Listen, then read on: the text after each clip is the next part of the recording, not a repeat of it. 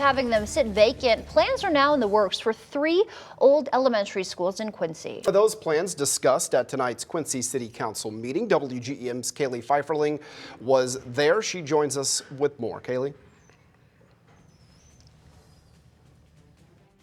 Happened to the old Dewey Elementary School, especially considering the fact he's lived across the street from it for more than 3 decades. Well, I'm glad they had something going on besides a building sitting there going bad. Developers plan to convert the building into 13 apartments and 4 event spaces. A stark contrast to what developers originally had in mind. This time around, the petitioner is asking primarily to use it for residential purposes. Over at the former Madison School located on Main, there are plans to convert this building into apartments. To reuse a school like that, your options are very limited. The school sold at auction for $200,000 back in October, and city planner Chuck Bevelheimer says apartments would be a good fit for the architecturally significant building. For a residential neighborhood, probably since it's an attached building in terms of units, in terms of rooms, the only real opportunity to use that building would be for either commercial or residential. And over at the former Adams Elementary School, which also sold for $200,000,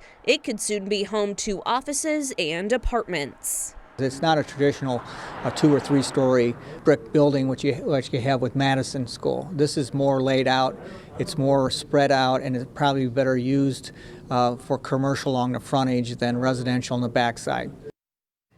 That was Kaylee Pfeifferling reporting. Now those plans will go to the Plan Commission for a public hearing. The Plan Commission will then send a recommendation to City Council for final approval. And if approved, petitioners will then have a year to get the projects up and running. If petitioners run into setbacks, Chuck Bevelheimer says they can get an extension, but it would need to be approved by City Council.